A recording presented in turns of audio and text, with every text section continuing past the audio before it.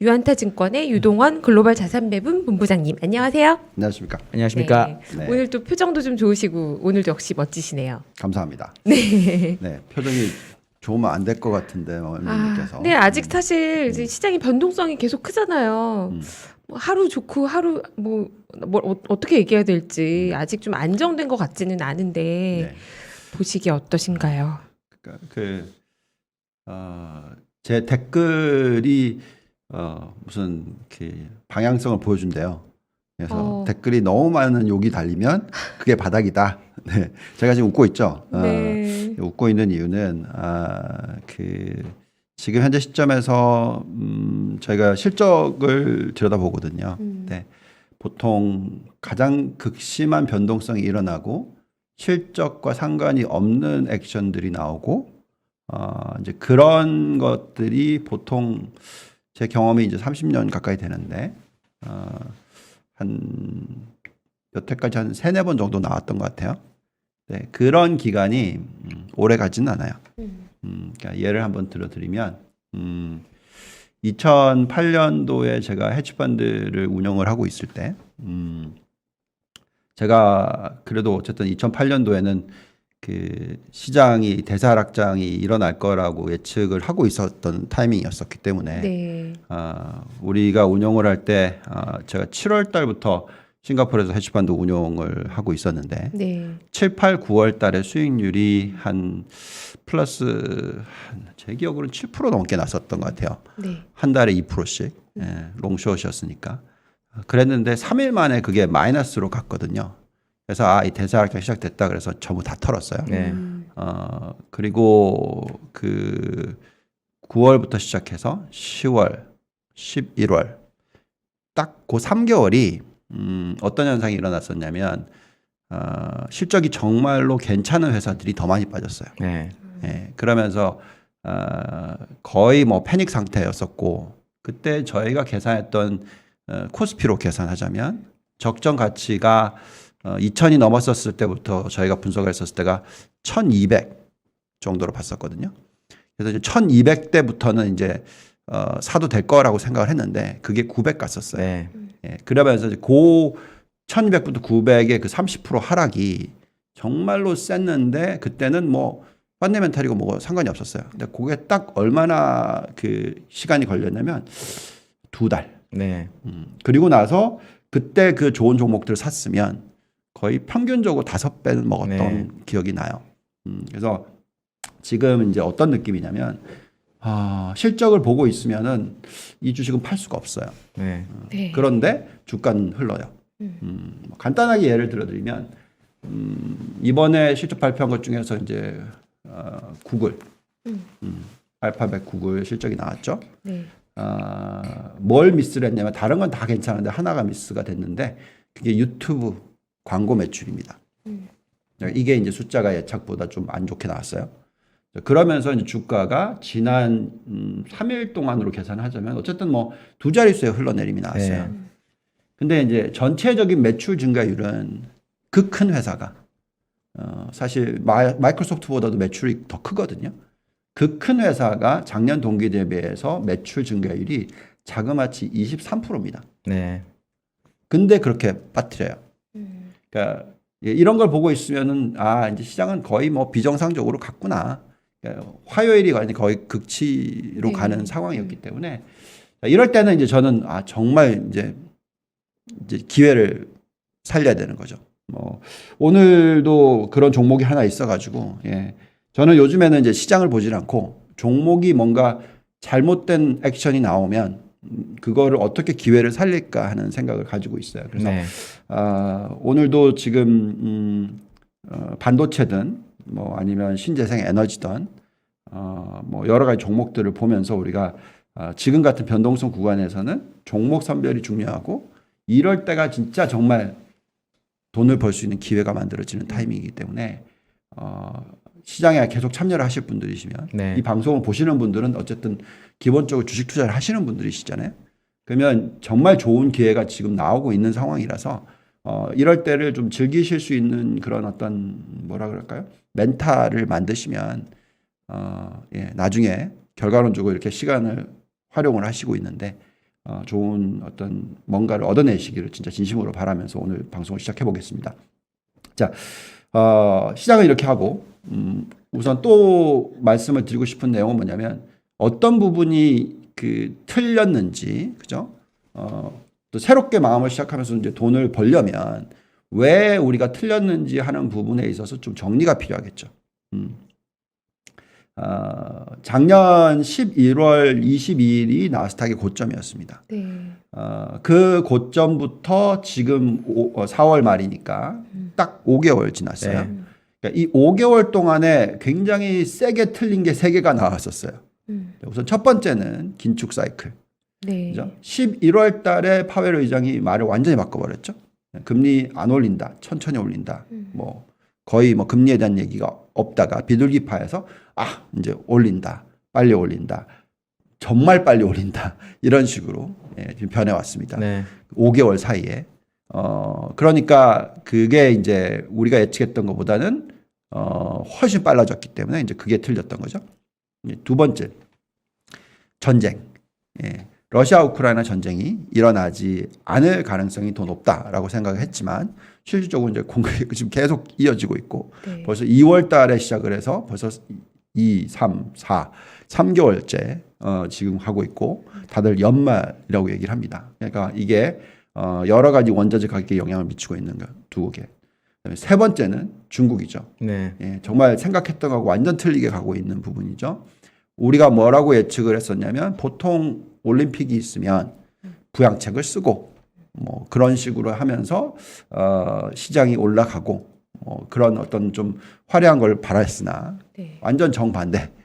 올림픽은 뭐 아무도 안 받고 그러고 나니까 그래 너네도 한번 당해봐라 하면서인지 모르겠으나 오미크론 같은 걸 갖다가 전략을 봉쇄로 가버렸어요. 네. 뭐 그러니까 이제는 그게 엄청나게 틀렸던 부분들이죠. 그래서 이 세 개가 다 모이면서 시장은 우리가 생각했던 것보다 훨씬 길어지는 조정이 나오고 있고 훨씬 조정의 폭도 예측보다는 좀 센 편으로 거의 뭐 최소부터 최고로 따지면 최고의 조정까지 온 상황이죠. 네.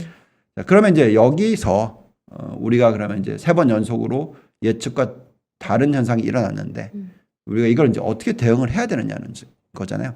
그럼 이제 여기서 대응을 하는 방법은 그래 이렇게 일어났으니 대세 하락장이 시작된 거야. 그럼 대세 하락장이 시작됐으면 우리 다 팔아. 그리고 아예 시장을 안 들여다보고 있다가 나중에 어떤 주가 액션이 나오기 시작하면 그때 사자.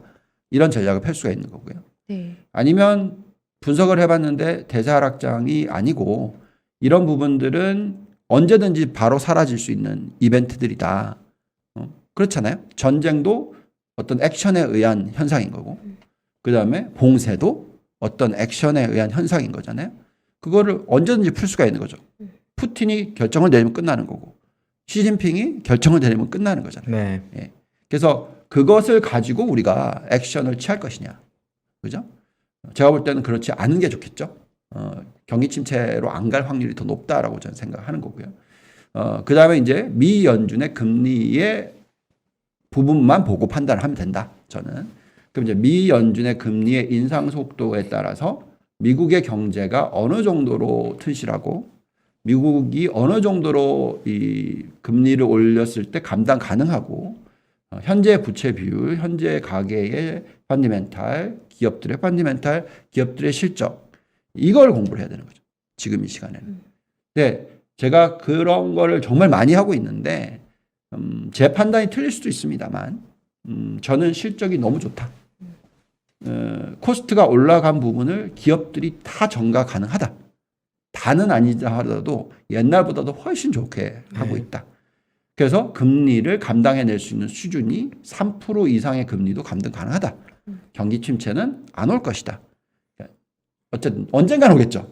아예 안 온다는 얘기가 아니라 적어도 다들 예측하는 것처럼 올해 연말, 뭐 내년 이때에 오는 건 아니다라고 결정을 했기 때문에 어쨌든 그것도 변해야 되죠. 항상 꼭 그렇게만 뭐 고집을 부리는 게 아니라 그런 숫자가 계속 나오는지를 확인해야 되겠죠. 근데 어쨌든 지금 공부한 결과론적으로는 경기 침체가 나오지 않을 것이다라고 예측을 하고 있어서 이럴 때는 어쩔 수 없기 때문에 그냥 기업들을 그냥 간단히 말하면 딥다 파는 겁니다. 그냥. 네. 예. 그래서 아까도 우리 방송 시작하기 전에 이 종목 한번 보시라고 말씀드리고 예, 꼭 좀 보시고 이게 이럴 때가 저는 좀 기분이 좋아요. 네. 그러니까 굉장히 그 숫자들을 보고 있으면 아 이거는 정말 기회가 된다라는 생각이 들기 때문에 뭔가 다른 사람들이 다 버리고 있는데 이게 정말 귀중한 보석 같은 그런 느낌을 받아서 그런 쪽에 좀 초점을 맞추시면 정신 건강에 좋지 않으실까. 지금은 시장만 보면서 뭐 정말 많은 분들이 죽겠다, 힘들다, 뭐 그러니까 정말 엄청난 네거티브한 코멘트들이 많아요. 거기에 자꾸 보고 계시면은 자기가 이제 거기에 이제 휩싸이면서 그냥 던져버리자 이렇게 되거든요. 그러지 마시고 기업 그걸 볼 시간에 하나라도 기업 공부를 더 하시라고. 그리고 볼만한 기업들에 대해서는 자꾸 힌트를 주는 분들이 상당히 많아요. 네. 좋은 그 애널리스트들이 많고 그분들이 열심히 자기의 중요한 시간을 허비를 해서 그걸 공부를 해서 여러분들 전달을 공짜로 해주고 있으니까 적어도 그거에 대한 관심은 가지시고 보시면 그게 훨씬 더 긍정적인 효과를 가지고 온다. 꼭 좀 기억해 주셨으면 좋겠습니다. 네. 자, 그러면 너무 서론이 길었죠? 그러면 우선 이제 결국 금리가 제일 중요하다고 말씀을 네. 드렸으니까 이제 그것부터 봅시다. 5월 미연준 금리 인상은 어쨌든 0.5% 이제 기정사실화 시켰습니다. 네. 자, 그러면 이제 이거는 이제 이미 아는 내용이기 때문에 이것만 가지고 시장이 더 빠지진 않아요. 네. 예. 네, 왜 그러면 다 알고 있는 사실이었는데 파웰 의장이 말을 했다고 시장이 빠졌을까요? 목요일, 금요일, 그리고 화요일, 지난주부터 많이 빠졌죠. 그래서 나스닥 같은 경우에는 전 저점을 뚫고 내려가기까지 했었습니다. 그리고 어제 돌아오지 못했죠. 그러니까 이제 다들 다 실망하게 만들었습니다. 이제 이런 현상이 일어날 때는 이제 두 가지를 생각하셔야 돼요. 하나는 뭔가 내가 모르는 게 있나? 그래서 이게 그 정말로 큰 폭의 하락장이 시작되는 건가? 이 걱정. 또는 이거는 마지막에 개인들을 다 털게 만드는 그런 어떤 페이크. 이럴 수도 있어요. 둘 중에 하나입니다. 네, 제가 볼 때는 이 결국은 긴축의 속도에 있어서 시장이 힘겨워했다라고 생각이 들고요. 0.25에서 0.5로 올라가는 거니까 상승을 하려고 하더라도 옛날에는 평평했기 때문에 그냥 앞으로 갈 수 있는 건데 이게 이제 경사가 0.25로 올라갔잖아요. 그러면 조금 힘들어지겠죠. 그렇지만 여전히 힘이 좋으니까 올라가는 거죠. 근데 이제 이게 0.25로 가니까 경사가 좀 기울기가 올라가죠. 네, 여기서 요까지도 이미 예측을 했는데 이제 0.75 이 얘기를 또 하고 있잖아요. 그러니까 여태까지 항상 우리의 리액션이 늦었다고 생각하는 거죠. 옛날에는 안 올린다 그래서 안 올린다고 생각하고 포트를 만들어 놨는데 0.25래. 그래도 괜찮네. 근데 0.5래. 이제는 또 0.75야? 이렇게까지 이제 생각을 하는 거죠. 미연준이 단 한 번도 물론 블러드 총재는 0.75 얘기를 했어요. 그렇지만 파웰 의장이 0.75 얘기를 꺼낸 건 아니에요. 근데 이제 이미 시장은 벌써 그렇게 될 거다고 지금 예측을 하고 있는 거죠. 그래서 지금 CME 그룹에서 나오는 숫자를 보시면 이렇게 돼 있습니다. 차트가 0.25, 그다음에 0.5, 그다음에 0.75예요. 이렇게 속도가 빨라지고 있잖아요. 가파르기가 이제 올라가는 스텝이 네. 가파르기가 빨라지고 있는 상황에서 시장을 끌어올리려면 정말 힘든 거죠. 그러면서 이제 한 번의 흔들림이 있는 거고요. 그렇지만 중요한 것은 7월 달 보면은 이제 속도가 떨어지는 거죠, 이제. 그리고 더더욱이나 요때가 지나고 나면, 그러니까 3월 이때가 지나고 나면 올라가는 속도가 더 더뎌집니다. 거의 이제 분기에 한 번씩 올리는 그런 시나리오로 바뀌죠. 그래서 결국 고점이 3.25에서 3.5 정도로 생각을 한다면, 네. 가파르게 올라갈 때는 못 올라간다 하더라도 경사가 평평해지면 질수록 시장은 더 세게 올릴 수 있는 힘이 생긴다는 거고요. 그렇기 때문에 지금 변동성 구간이 길어질 수는 있으나 경기 침체만 오지 않는다면 계속 전제 조건은 그겁니다. 경기 침체만 오지 않는다면 시장은 상당히 큰 폭으로 올라갈 수 있다. 그래서 기회가 만들어진다라는 거고요. 그 경기 침체가 오는지 안 오는지는 여러 가지 지표를 보면서 판단을 하셔야 되는 겁니다. 그래서 그 부분도 하도록 하겠습니다. 자, 어쨌든 결국은 과격한 금리 인상 시기, 급격한 금리 인상 시기, 68년, 73년, 80년, 87년, 94년 요거 전에 보여드렸죠. 지난주에 와서. 그래서 이 금리 인상 시기는 어쨌든 올라가려고 이 금리를 처음 올리기 시작하고 0으로 되돌아가는데 시간이 오래 걸리잖아요. 평균적으로는 이렇게 올라가는 추세인데 네. 기본적으로 오래 걸린다. 그래서 이제 이건 인정을 해야 되겠다라는 거고요. 중요한 것은 이렇게 올라가는데 시간이 걸리지만 그럼 이 이후에는 어떻게 되느냐? 계속 빠지느냐? 올라가느냐의 결정은 뭐가 되느냐? 결국 금리를 얼마나 빨리 올리고 경기 침체가 얼마나 빨리 오느냐. 이게 이제 연결이 되는 거죠. 이제 이렇게 급격한 금리 인상을 했는데 경기 침체가 안 와요. 그럼 시장은 폭등을 하는 거고요. 네. 이렇게 급격한 금리 인상을 했는데 경기 침체가 와요. 그럼 폭락을 하는 거죠. 그래서 그거에 대한 결정을 해야 된다라는 거고요. 자, 그래서 우리가 지금 전에 얘기했던 거는 이 시나리오는 전에도 말씀을 드렸습니다만 금리를 올리기 전에 하락이 거의 끝나는 케이스. 그죠? 아니면 첫 금리 인상을 했을 때가 끝나는 케이스. 이거는 뭐냐면 금리를 천천히 올리는 스케줄이고 경기가 천천히 계속 괜찮은 그런 상황이고 근데 이제 그렇기 때문에 어느 시점에 금리가 많이 올라가고 나면 그때가 끝. 그리고 나서 이제 제법 큰 폭의 하락장. 이런 시나리오인데 네. 그렇게 예측을 해드렸었던 거고 그래서 네. 3월 16일 날 금리를 올리게 되면 그때부터는 올라가는 장. 그래서 사실 3월 14일 날 바닥 찍고 올렸다가 지금 또 떨어뜨렸잖아요. 네. 그게 결국은 이 시나리오보다는 요 시나리오일 가능성이 높아졌다. 전에도 말씀을 드렸습니다만 변동성이 일어나고 나서 결국은 이 금리를 빨리 올리니까 그 빨리 올리기 때문에 그 빨리 올림이 끝날 때까지의 조정. 그리고 나서 이제 결국 경기 침체가 오지 않는다면 실적 장세가 앞으로 몇 년이 일어날지 모르겠으나 경기 침체가 일어나기 전 한 6개월 내지 12개월 전까지는 계속 올라가는 장. 그러니까 이런 시나리오가 더 가능성이 많다라고 저희는 지금 생각을 하고 있습니다. 자, 그러면 결국은 이제 우리가 결정을 내려야 되는 부분은 경기 침체가 일어나느냐 안 일어나느냐 하는 부분이잖아요. 네. 그래서 경기 침체가 일어나지 않을 거다. 그러니까 일어나지 않는다라는 게 2년 동안에는 일어나지 않을 거다라고 예측을 하고 있습니다. 이제 댓글들이라든지 코멘트들을 다는 걸 보기 시작하면은 얼마나 사람들이 비관적인가를 알 수 있어요.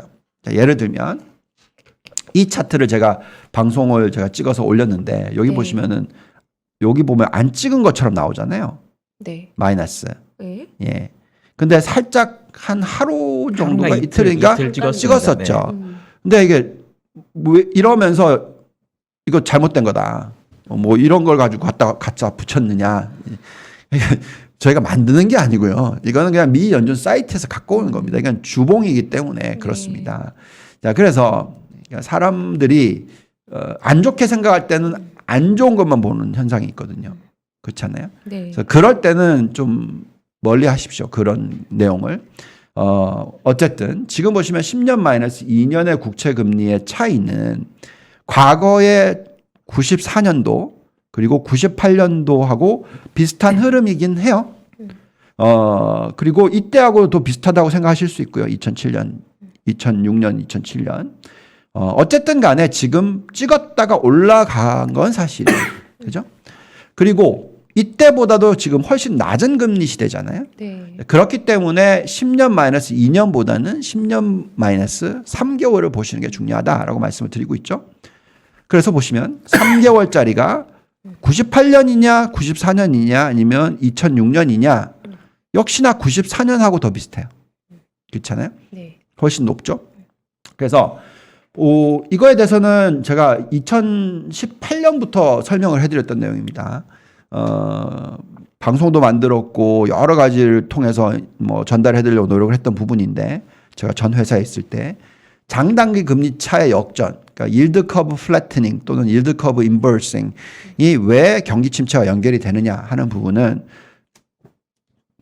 저같이 은행을 들여다보는 사람의 입장에서는 더 중요한 것은 결국 대출이 어떻게 되느냐 한다라고 말씀드렸잖아요. 그래서 마진이 축소가 됐었을 때 은행의 론 오피서, 그러니까 은행에서 대출을 담당하는 상담원의 입장에서는 아니면 크레딧을 담당하는 오피스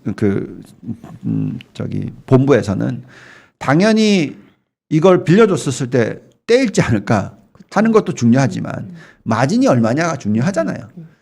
은행은 보통 전체 여신의 2% 정도는 떼일 거다 생각을 하고 보통 계산을 하거든요. 근데 마진이 2%가 예대 마진이 2%가 안 나오면은 걱정을 하기 시작하는 거죠. 그러니까. 예. 그래서 그 부분에 있어서 항상 걱정을 하는데 마진이 0이 가면 예대 마진이 0으로 가버리면 대출해 주고 싶은 생각이 하나도 안 생기거든요. 그렇기 때문에 이 장단금리 차가 역전이라는 게 중요합니다. 근데 이제 여기서 이제 우리가 중요하다고 말씀드렸던 거는 그거는 예대 마진이고요. 예대 마진이라는 거는 예금에 대한 금리 그리고 대출에 대한 금리 요 두 개를 뺀 숫자예요. 그렇죠? 네. 그러면 그게 0이면은 어쨌든 간에 내가 예금을 받아서 대출을 해줬는데 그게 마이너스면 대출해 주기 싫다. 그거잖아요. 근데 이제 은행은 사실 예금을 빌려서 예금을 받아서 대출을 해주는데 100을 다 대출해 주지 않아요. 그게 이제 우리가 흔히 얘기하는 자기 자본 비율을 계산할 때 BIS 비율이라고 생각하거든요. 그래서 대출을 50%만 할 수도 있고 100%를 할 수도 있고 네. 그렇거든요. 그래서 우리는 이제 순이자 마진율이라고 해서 순이자 마진율을 계산을 할 때는 분모가 같아요. 그죠? 그래서 이자를 벌어들이는 이자 수익. 그죠? 그리고 이자를 페이해야 되는 돈을 줘야 되는 예금. 요 두 개의 차이 나누기 전체 이 분모를 같이 만드는 거죠. 그게 예금이겠죠. 네. 예. 그렇게 계산했었을 때 마진이 축소가 된다 하더라도 이자를 벌어들이는 비중이 높아지면 높아지죠. 즉 대출을 많이 해주면 해줄수록 그죠? 예금 증가율은 0인데 대출 증가율은 10%야. 그러면 마진이 올라가겠죠. 네. 그러니까 그게 순이자 마진이 올라갈 수 있는 부분과 그다음에 예대 마진이 떨어져서 떨어지는 부분이 상쇄가 되는 부분이에요. 그래서 결론적으로는 지금 이런 상황에서는 대출이 늘고 있느냐 안 느느냐가 제일 중요합니다. 근데 그게 대출이 늘고 있다라는 거죠. 네. 전에도 계속 보여드렸지만 이건 저희가 주간 단위로 계속 업데이트 해드리는 겁니다. 계속 올라가고 있어요. 계속 올라가고 있습니다. 그래서 예금 증가율은 떨어지고 있어요. 계속 말씀드리지만 지금 7.8%대까지 떨어졌어요. 그렇지만 예금 증가율은 이것보다 훨씬 높게 계속 올라가고 있습니다. 그래서 예대율이라는 것이 지금 역사적 바닥 이후에 올라가고 있는 추세고요. 보통 그런 추세가 만들어졌던 사이클들을 다 보세요. 이때가 사이클의 시작 단계지 끝 단계가 아니에요.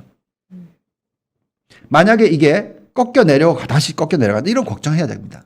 근데 그게 아니라 이렇게 가파르게 빠르게 올라가고 있는 시나리오라면 우리가 생각할 때는 결국은 경기 침체가 당분간은 안 온다라고 생각하는 거고요.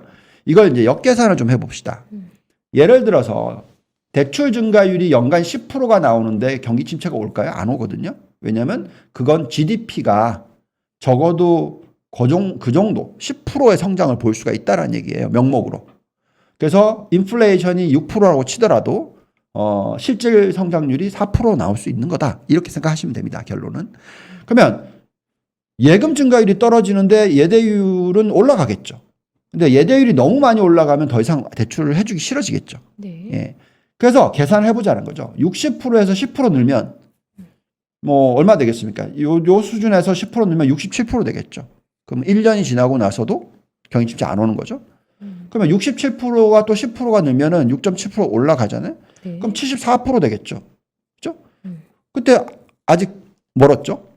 그걸 또 늘리면 80% 넘겠죠. 또 늘리면 90%가 넘겠죠. 이때부터 진짜 걱정하는 거죠, 저는. 그래서 앞으로 짧게는 2년, 길게는 4년 정도는 계속 경제 성장률이 안정적으로 나올 수가 있다라는 거죠. 네. 대출을 그래서 그 부분에 대해서 궁금해하신 게 이런 거더라고요. 그러니까 은행은 예대율이 낮아서 대출을 줄 의지가 있는데 금리도 올라서 반대로 말하면 금리가 올랐기, 예를 들어 모기지 금리가 지금 5% 6% 이렇게 되더라고요, 미국이. 금리가 올라서 수요자들이 안 빌려가면 어떡하냐. 그런 얘기도 하더라고요. 그건 그렇죠. 어떻게 보세요? 네. 그게 이제 결론적으로는 좀 이따가 좀 보여드릴 텐데 이런 겁니다. 집에 대한 수요는 계속 있죠. 모든 사람들이 우리나라도 지금 집을 가지고 계신 분들이 뭐 인구의 절반이 안 가지고 있죠. 더 정확한 숫자 제가 최근에 업데이트를 안 해봐서 모르겠지만 정말 1가구 다주택을 가지고 계신 분들도 있지만 거의 대부분 아니고 절반 이상이 집이 없다고 생각을 하신다면 결국은 이제 수요라는 거죠. 수요라는 것은 금리가 올라가면 일시적으로는 대출을 하기 싫어요. 그렇지만 집이 없는 사람 입장에서는 집을 사고 싶은 욕구가 더 크겠죠. 그래서 내가 계산을 해봤는데 이게 감당 가능한 정도의 금리야가 또 정신을 차리면 나온단 말이죠. 그래서 제가 판단하기에는 미국은 갑자기 금리가 가파르게 올랐어요. 그러니까 좀 쉬어보자, 좀 기다리자. 근데 부동산 가격은 20%가 올라요. 그러면 이거 기다리면 안 되겠네. 내가 금리를 5%를 낸다 하더라도 대출을 해야 되겠네. 그럼 또 다시 수요가 올라갑니다. 그러니까 결국은 금리도 중요하고 그다음에 내가 그 금리를 감당 가능할 수 있는 능력이 있느냐 없느냐에 개인들의 어떤 그 펀더멘탈이 중요한 거죠. 제가 지금 현재 시점에서 부동산을 사고 싶다면 어느 정도의 돈을 끌어 모아서 어느 정도의 이익을 벌 수 있는지를 생각을 해야 되는 거잖아요. 네. 근데 부동산 가격이 꼭지다. 그러면 안 들리겠죠. 네. 그 말씀하신 대로 경기 침착합니다. 근데 그게 아니라 부동산 가격이 앞으로 10%씩 올라? 그러면 당연히 대출을 받아서 투자를 하겠죠.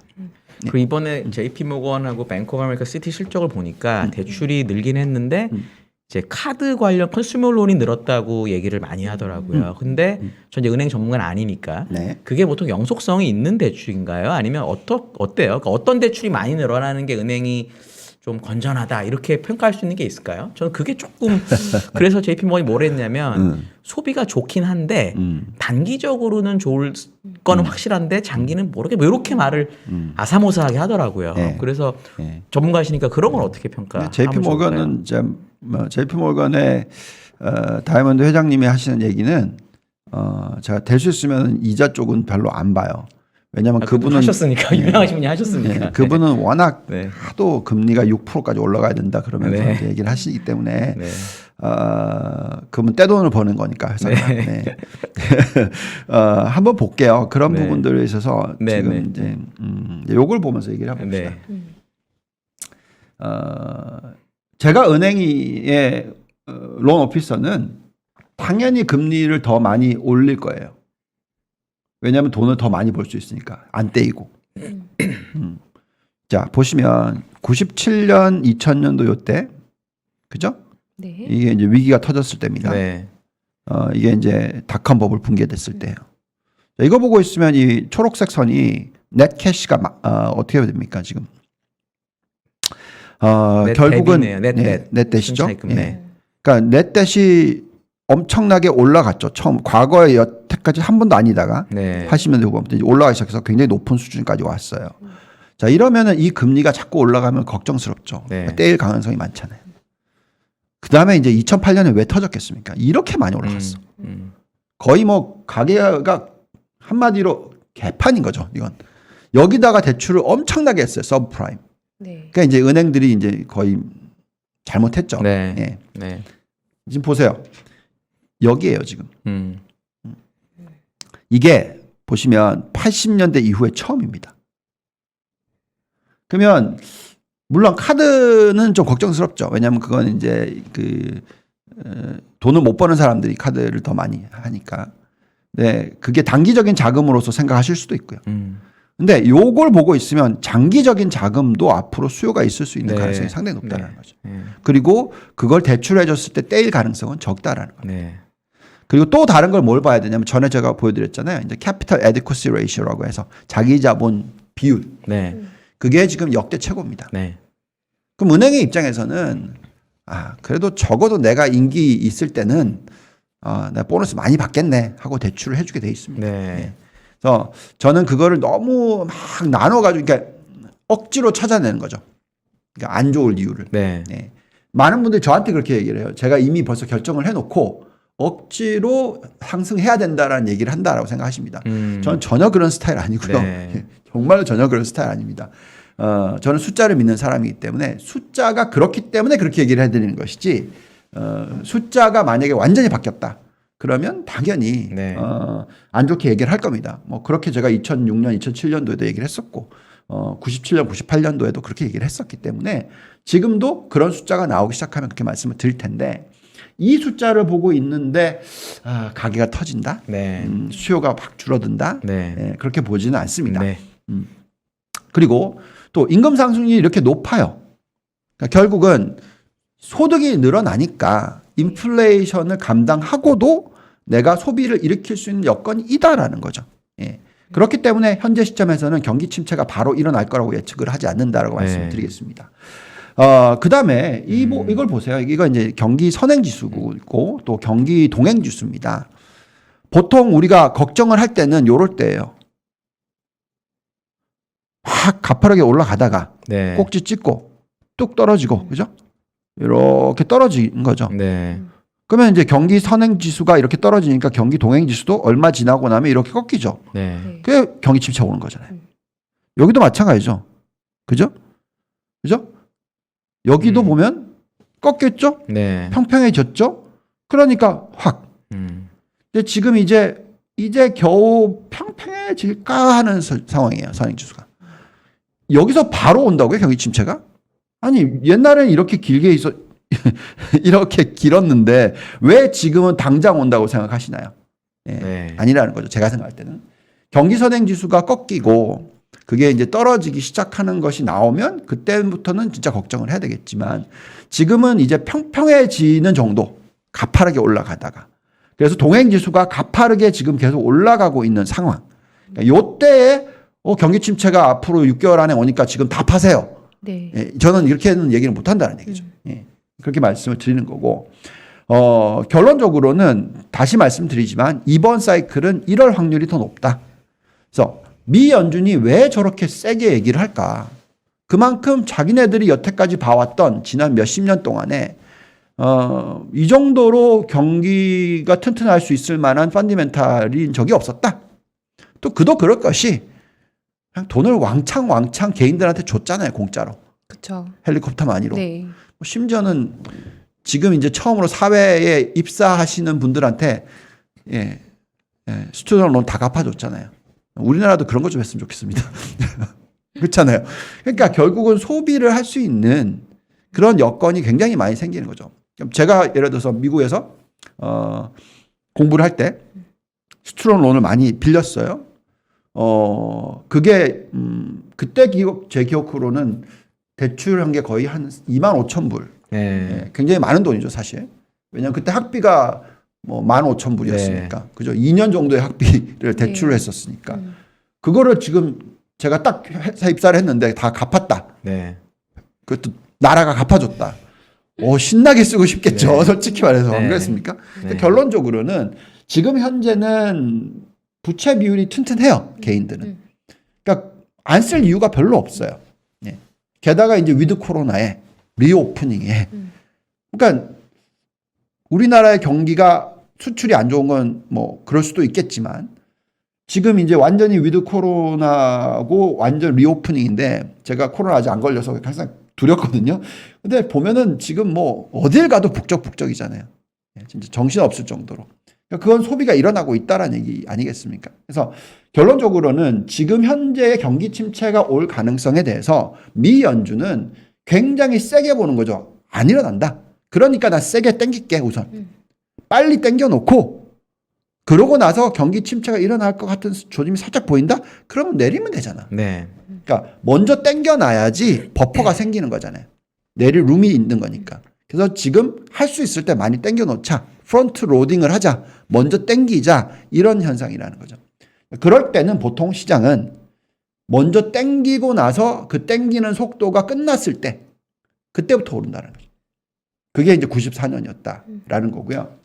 그래서 지금 현재는 어떻게 보면 여러 가지 요소가 다 겹쳤어요. 네. 그래서 대세 하락장인 것 같이 보이는 시장이다. 근데 그거는 제가 생각할 땐 페이크다.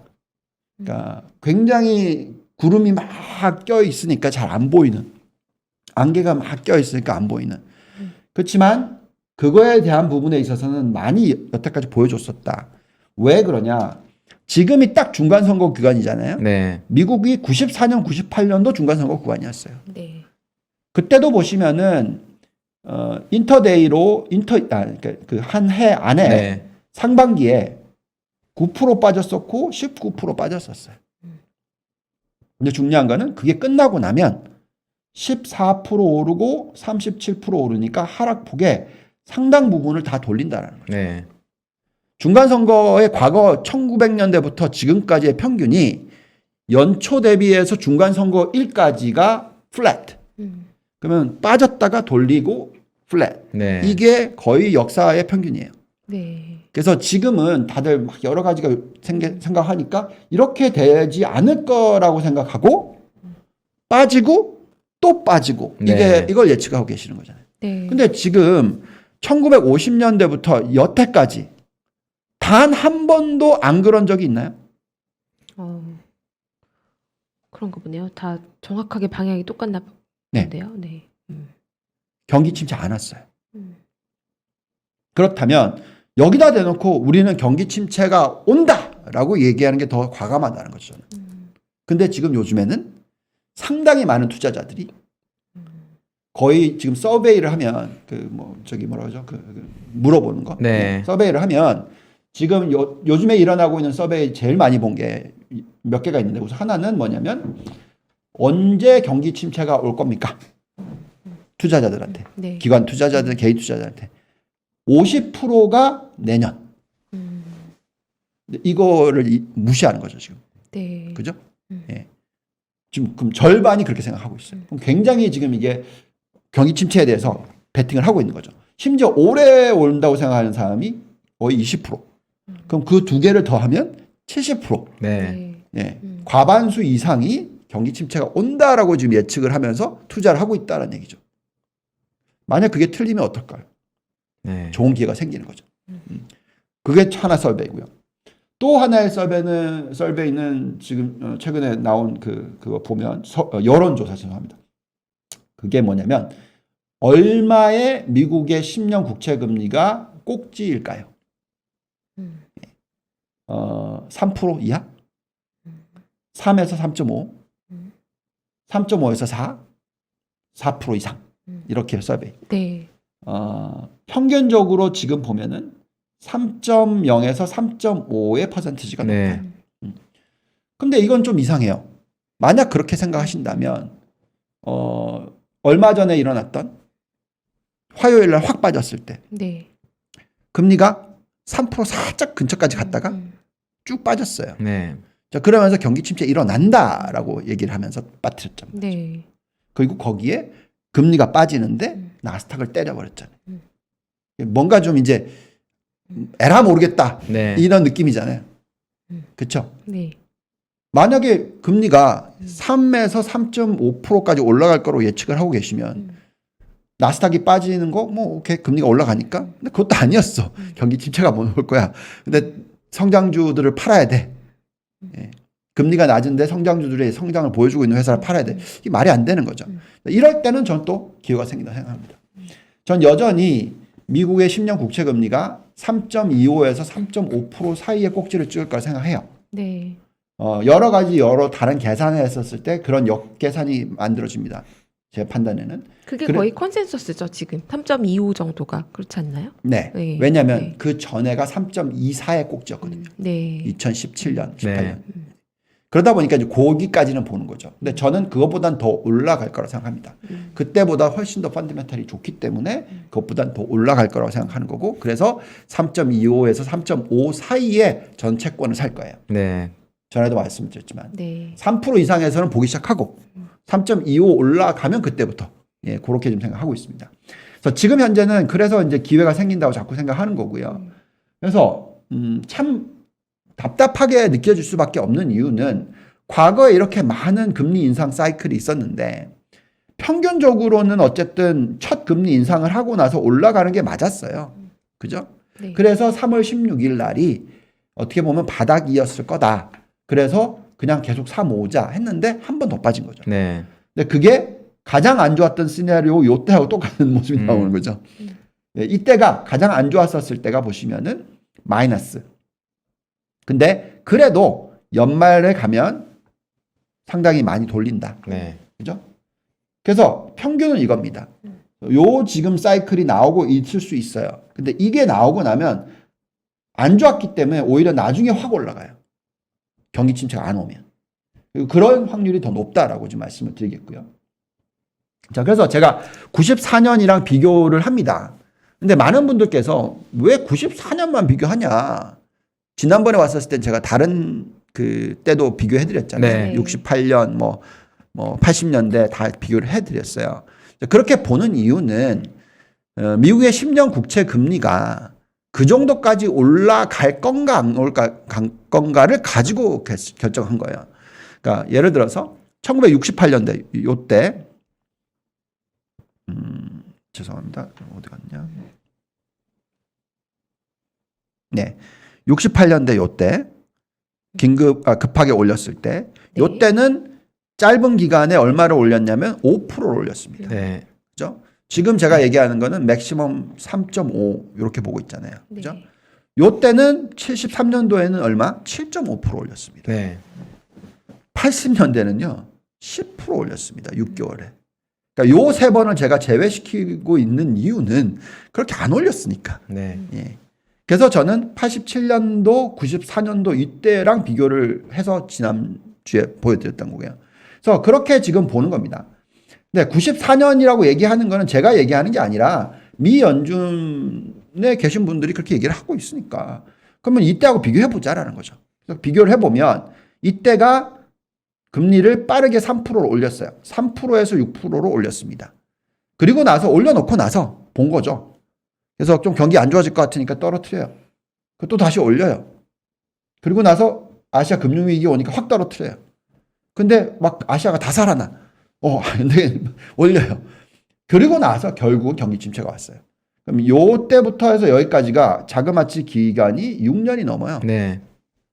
이게 올 수도 있는 거죠. 그러니까 전 정답은 없습니다만 제가 알 수 있는 거는 경기 침체가 2년 안에는 안 오겠네. 요 정도. 그럼 거기에 맞춰서 전략을 우선 짜놓자. 그리고 투자를 그렇게 하는 거고.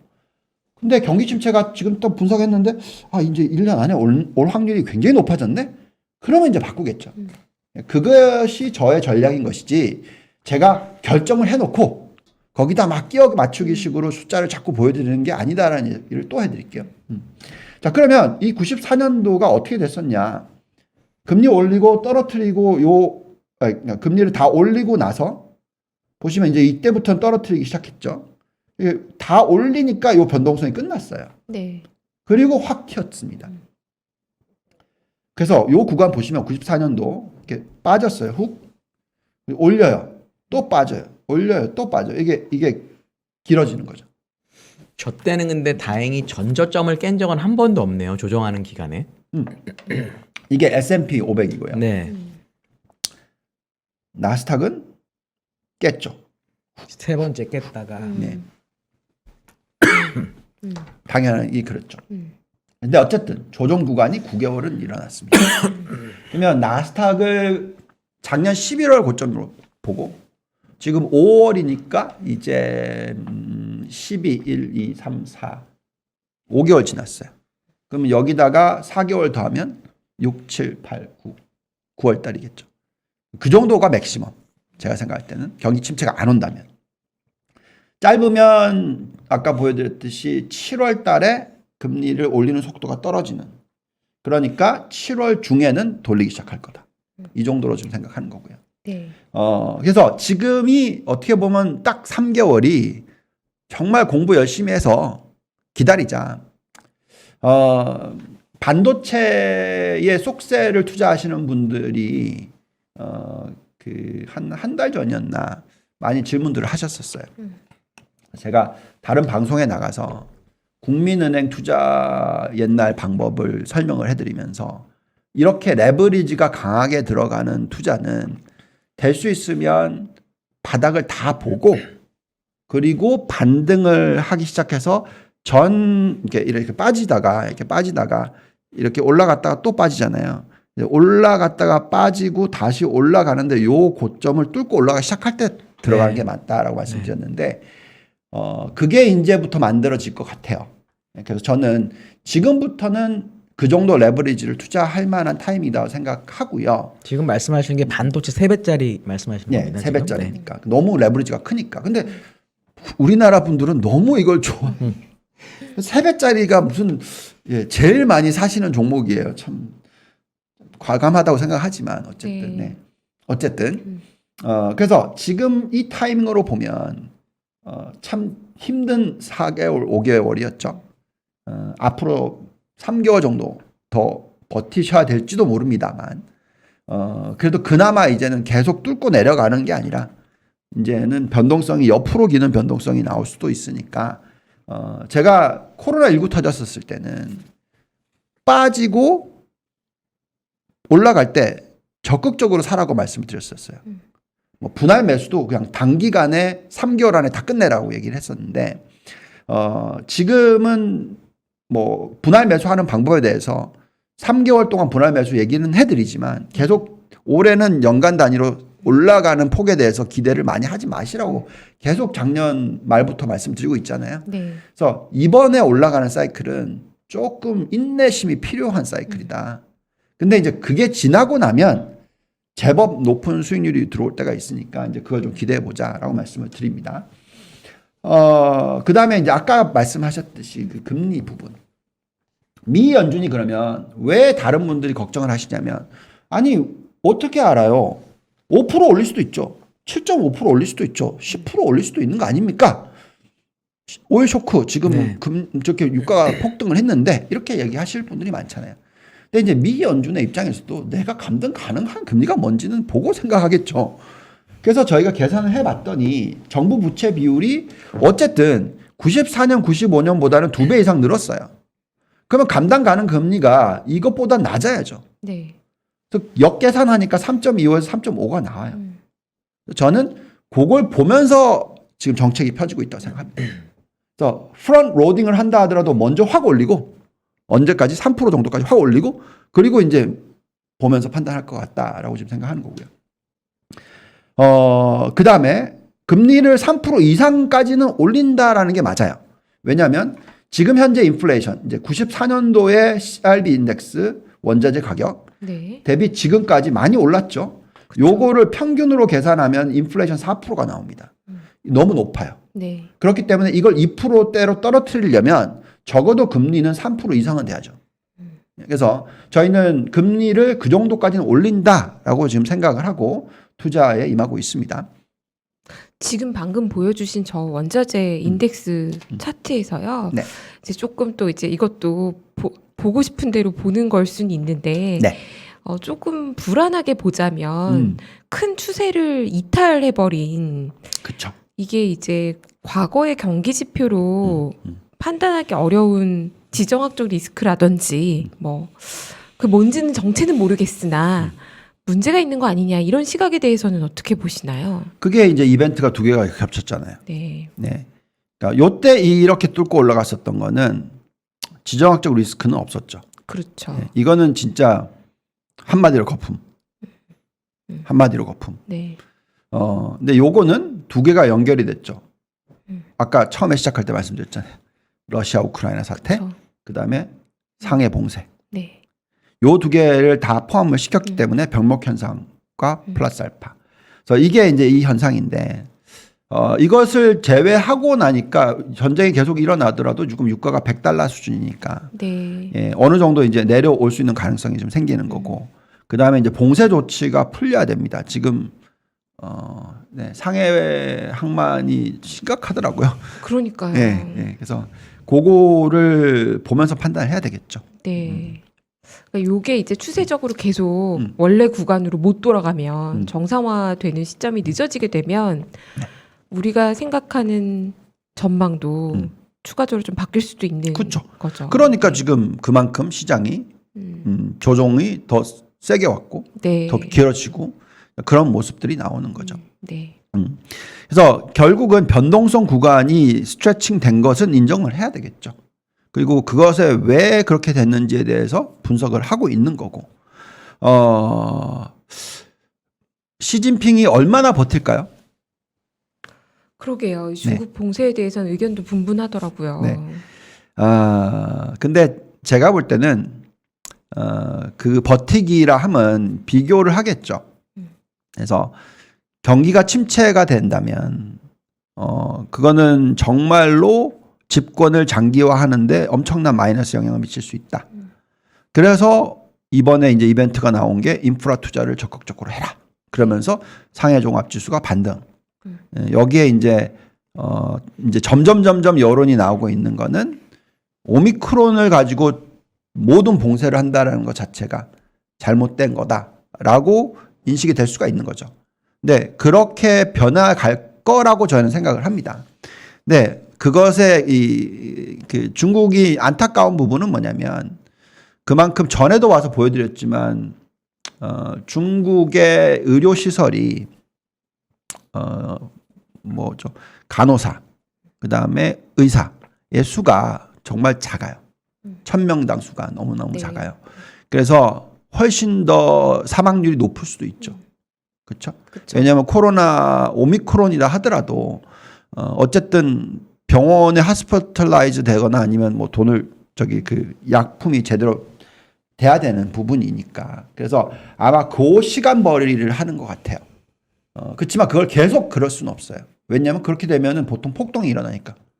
지금 요즘에 그런 현상들이 조금씩 나오니까. 그래서 그 부분을 정부가 제대로 컨트롤하려고 할 겁니다. 공산당은 가장 중요한 게 컨트롤이 안 될 정도까지 할 수는 없다라고 생각하고 있고요.